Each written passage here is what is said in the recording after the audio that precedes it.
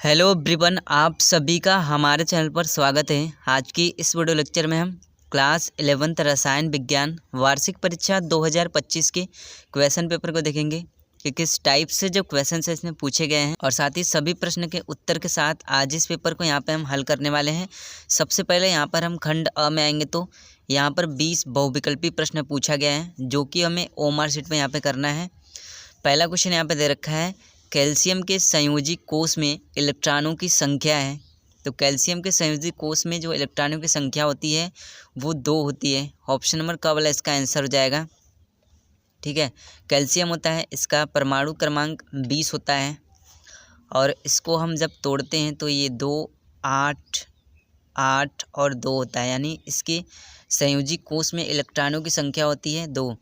इसके बाद question number second वाला यहाँ पर दे दिया है, K4FeCN6 में किस प्रकार के बंध उपस्थित है। तो यहाँ पर हम देखेंगे तो आयनिक बंध, सहसंयोजक बंध, उप सहसंयोजक बंध, इनमें से सभी तीनों के तीनों, ये वाला इसका आंसर हो जाएगा। इसके बाद क्वेश्चन नंबर तीसरा यहाँ पर दे दिया है, जल का बर्फ में परिवर्तन है। तो ये जो परिवर्तन होता है वो ऊष्माक्षेपी अभिक्रिया का परिवर्तन होता है। ऑप्शन नंबर फर्स्ट वाला इसका आंसर हो जाएगा। इसके बाद क्वेश्चन नंबर 4 यहाँ पर दे दिया है, हीस का नियम संबंधित है। तो ये जो नियम होता है अभिक्रिया की ऊष्मा के परिवर्तन से संबंधित है। ऑप्शन नंबर जो फर्स्ट वाला यहाँ पर दे रखा है ये वाला इसका आंसर हो जाएगा। इसके बाद क्वेश्चन नंबर 5 यहाँ पर दे दिया है, वेग स्थिरांक ताप बढ़ाने पर बढ़ेगा, ये वाला इसका आंसर हो जाएगा। इसके बाद क्वेश्चन नंबर 6 यहाँ पर दे दिया है, तेज़ हवा में कपड़े सूखते हैं। तो तेज़ हवा में यहाँ पे हम देखेंगे तो कपड़े जल्दी सूखते हैं। ऑप्शन नंबर फर्स्ट वाला इसका आंसर हो जाएगा। इसके बाद क्वेश्चन नंबर 7 यहाँ पर दे दिया है, द्रव्यानुपाती क्रिया का नियम किसने प्रतिपादित किया। तो ये जो नियम था, ऑप्शन नंबर जो घ वाला यहाँ पर दे रखा है, गुलबर्ग व वागे, ये वाला इसका आंसर हो जाएगा। इसके बाद क्वेश्चन नंबर 8 यहाँ पर दे दिया है, यौगिक C6H10 निम्न में से किस हाइड्रोकार्बन का संघात है। तो ऑप्शन नंबर जो फर्स्ट वाला यहाँ पे दे रखा है C2H2, ये वाला इसका आंसर हो जाएगा। इसके बाद क्वेश्चन नंबर 9 यहाँ पे दे दिया है, IUPAC पद्धति में यहाँ पर हमें इसका नाम बताना है। इसका जो नाम हो जाएगा, ऑप्शन नंबर जो ग वाला यहाँ पे दे रखा है 2,2 डाई मेथिल प्रोपेन, ये वाला इसका आंसर हो जाएगा। इसके बाद क्वेश्चन नंबर 10 यहाँ पे दे दिया है, एल्काइनों का सामान्य सूत्र है। तो एल्काइनों का जो सामान्य सूत्र होता है वो CnH2n होता है, ये वाला इसका आंसर हो जाएगा। इसके बाद क्वेश्चन नंबर 11 यहाँ पे दे दिया है, इलेक्ट्रॉनों की विषम संख्या निम्न में से किसमें है। तो इनमें से यहाँ पे हम देखेंगे तो मेथिल धनायन, ये वाला इसका आंसर हो जाएगा। इसके बाद क्वेश्चन नंबर 12 यहाँ पे दे दिया है, ऋणावेशित कार्बन वाले कार्बनिक समूह को कहते हैं। तो इन्हें हम कार्बोनियम कहते हैं। ऑप्शन नंबर जो घ वाला यहाँ पे दे रखा है ये वाला इसका आंसर हो जाएगा। इसके बाद क्वेश्चन नंबर 13 यहाँ पे दे दिया है, नाभिक स्नेही अभिकर्मक है। ऑप्शन नंबर जो फर्स्ट यहाँ पे दे रखा है आर्थ्रियन, ये वाला इसका आंसर हो जाएगा। इसके बाद क्वेश्चन नंबर 14 यहाँ पे दे दिया है, मेथेन अणु का आकार है। तो इसका जो आकार होता है चतुष्फलीय आकार होता है। ऑप्शन नंबर फर्स्ट वाला इसका आंसर हो जाएगा।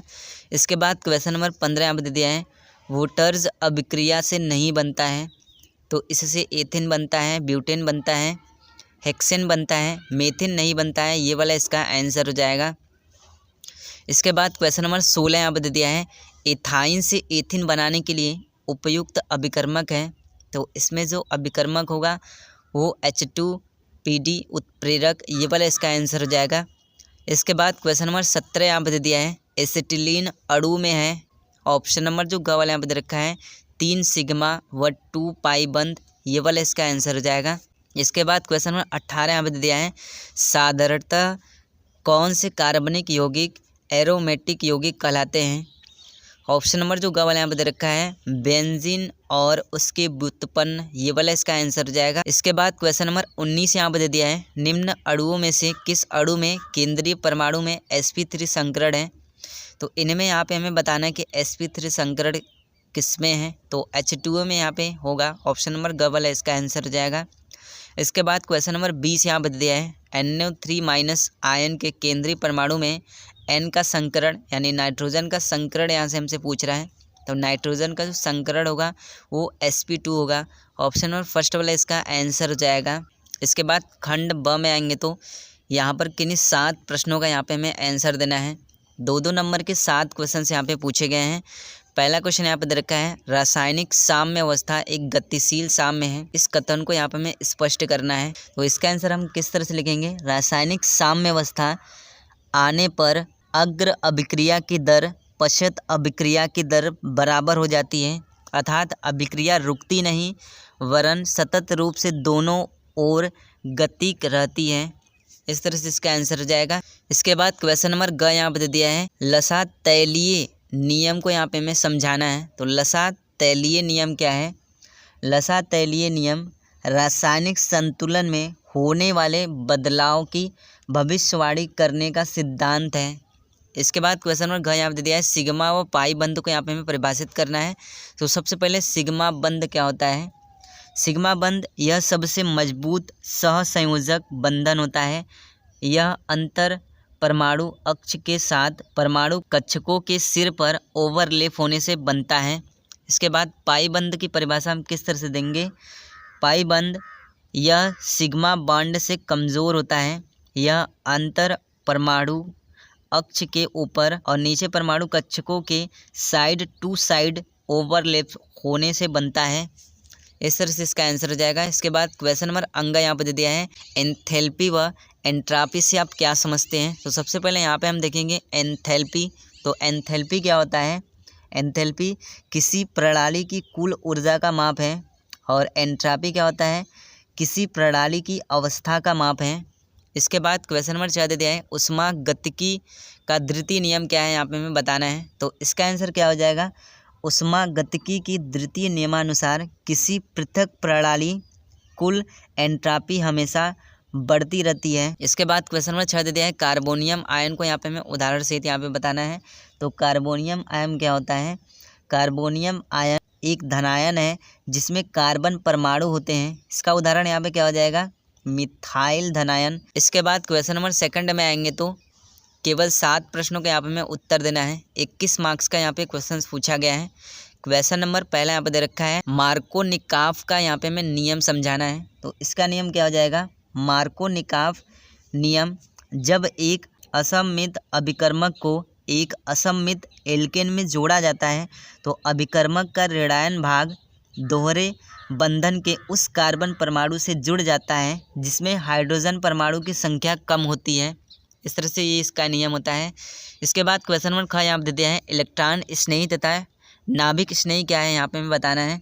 इसका आंसर क्या हो जाएगा, तो सबसे पहले यहाँ पे हम देखेंगे तो नाभिक स्नेही क्या है, नाभिक स्नेही इलेक्ट्रॉन दान करते हैं जबकि इलेक्ट्रॉन स्नेही रासायनिक प्रतिक्रिया में इलेक्ट्रॉनों को स्वीकार करते हैं। इसके बाद क्वेश्चन नंबर 6 यहाँ पे दे दिया है, हाइड्रोजन आबंध क्या है, यह कितने प्रकार का होता है, यहाँ पर हमें बताना है। तो इसका आंसर यहाँ पे क्या हो जाएगा, हाइड्रोजन आबंध एक ऋणात्मक परमाणु और नाइट्रोजन ऑक्सीजन या फ्लोरीन से जुड़े एक हाइड्रोजन परमाणु के बीच द्विध्रुव बल का परिणाम होता है। इसके बाद क्वेश्चन नंबर 3 में आएंगे तो किन्हीं 3 प्रश्नों का यहाँ पे हमें उत्तर देना है। 5 नंबर के जो क्वेश्चन है यहाँ पे पूछे गए हैं।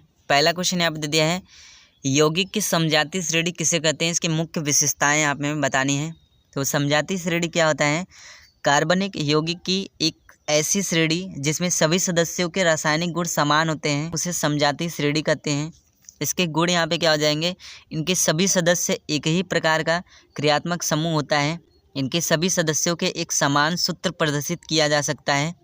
क्वेश्चन नंबर दे दिया है, मुक्त मूलक किसे कहते हैं, यहाँ पे हमें बताना है। तो इसका आंसर यहाँ पे क्या हो जाएगा, मुक्त मूलक जिन परमाणुओं या परमाणुओं के समूह में एक अयुग्मित इलेक्ट्रॉन होता है उन्हें मुक्त मूलक कहते हैं।